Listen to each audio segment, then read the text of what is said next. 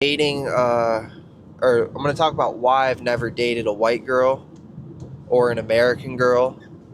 The reasons, and not even that I'm like trying not to, or that I don't want to. It's more just like I've been kind of hypnotized in a way, and now I can't, I'm just not attracted anymore to American girls or like white girls where I'm from. This is going to sound crazy, but I'll tell you why, and it might make sense. Notice how this man frames his preferences that just happened to him almost like a fate or hypnosis. This is projection. Instead of reflecting on his own choices, he blames an entire group. It's easier to say they're all flawed than to face personal rejection. Looking at him, he's a fairly average guy. He's not a Brad or Chad type. He's not good looking. Yet he seems to expect admiration and adoration, which reveals a misalignment between his ego and reality. So in my situation, I grew up in Vermont, so it's like a rural, in the East Coast, rural state, very white. I think it's one of the whitest states. So it's not very diverse. Grew up, you know, started liking girls or whatever, and really in first grade. But whatever, went through elementary school, and the girls kind of liked me, and then middle school, instead of being in just the elementary school with your town, then an influx of all the surrounding towns came to this middle and high school. So I'm like, holy shit, all these girls that I have never seen before. So that was like a fun time in life. It was middle school, so I wasn't doing anything. I was just like texting girls, and like I asked I had like my first two girlfriends, but they weren't even like real girlfriends. I just like asked them out, like, will you be my girlfriend? And then like broke up 2 weeks later.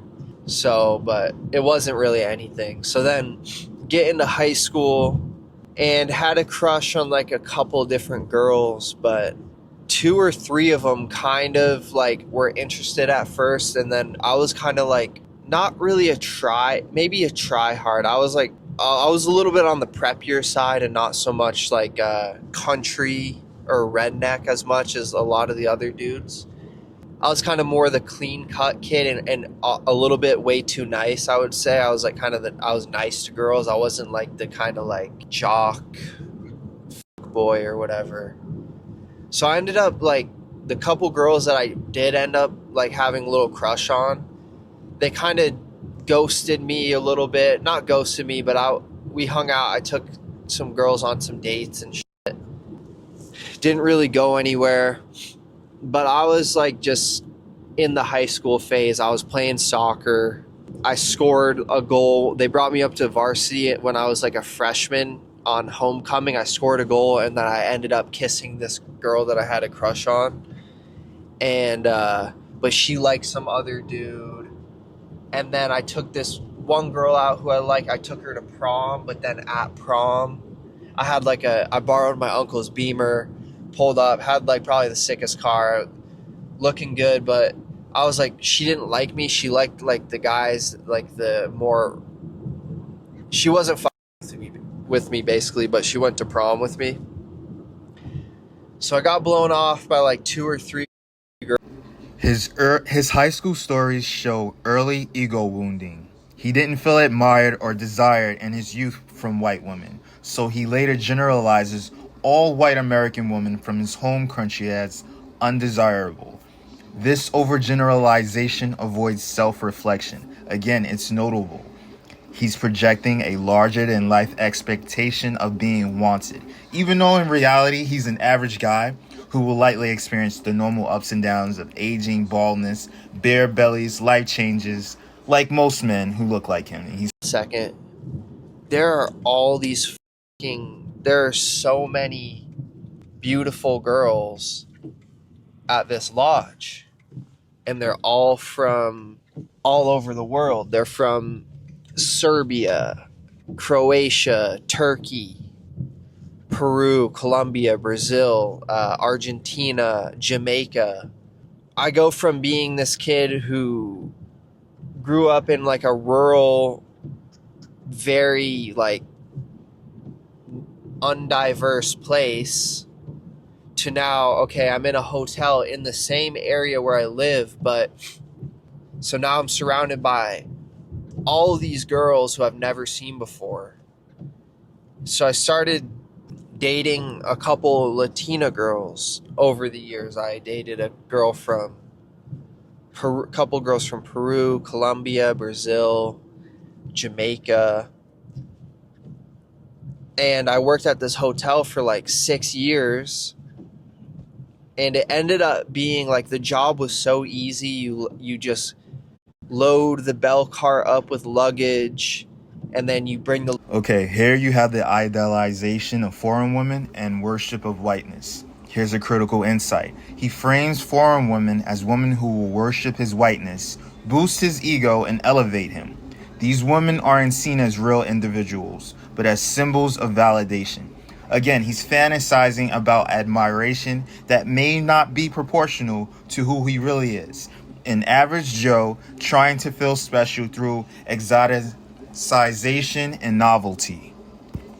and different complexions. This is, I wonder if this will get taken down by YouTube. Probably not, but so dated a bunch of Latina girls, and then did date a girl from the UK or England, and then dated a Jamaican girl, and then I flew to Vietnam, which I've talked about in some other videos. And then just so I come back where I live, I'm just like not really attracted to American girls for some reason. I don't know why.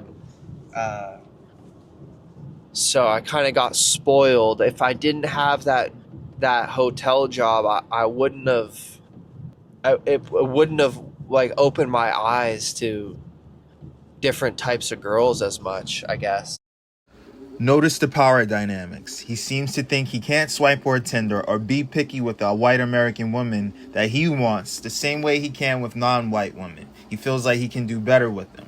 He wants relationships where he's admired and controlled and never challenged. This isn't attraction. It's a desire for power over someone, compensating for his average to below average status in the dating market.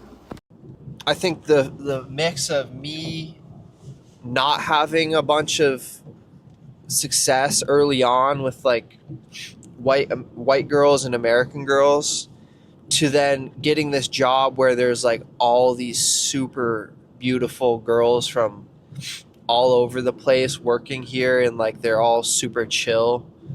And yeah, people are like, oh, maybe they were only into you because of they want to move here, which is definitely true. Like that's a big thing, but a lot of guys I work with ended up marrying these girls, and they get green cards or whatever, and they're still together. But that's always in the back of the mind as like a gringo white dude, is like if you date these girls, you got to figure out um, what are they really in it for, which is to say that, but yeah. So I'm not saying I'll never date white girls or American girls, but for me, I just lost kind of attraction, or I kind of got spoiled, because the only way you would have seen these types of girls would be like if you traveled to Brazil, or if you traveled to Colombia, or if you traveled to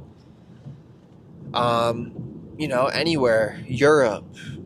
A lot of people where I live don't have a ton of money to travel and get out into the world, including myself. But working that job, I was able to travel a little bit. I did go to Peru, and I've been to Costa Rica and Jamaica and Vietnam. The girls in other countries just kind of. This part of Nomad 47's video is the logic flaw. He assumes all white American women from his quote-unquote own culture are toxic and all women abroad are ideal. That's stereotyping, not reasoned observation. Real attraction and compatibility aren't determined by nationality. They're based on shared values and personality. His fantasy of being worshipped masks the fact that he's an slightly below average man, not someone who naturally commands attention everywhere he goes, like a Brad or a Chad or someone really attractive. He's just not that guy.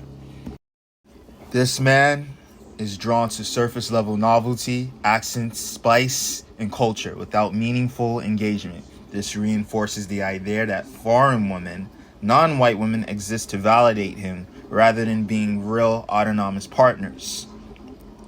The broader pattern is clear with this man.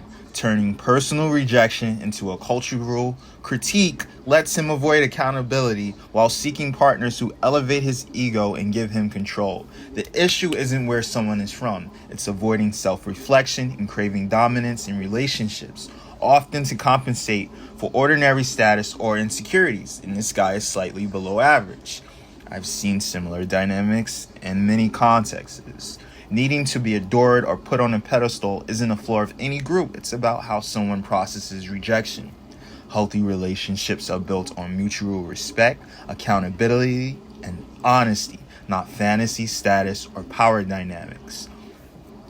The takeaway is, you can critique dating culture if you want, but generalizing entire groups of people based on personal experiences is misleading. Real connection begins where entitlement ends, and courage begins when we face ourselves rather than escaping into a fantasy. So Nomad 47, I need you to get honest with yourself.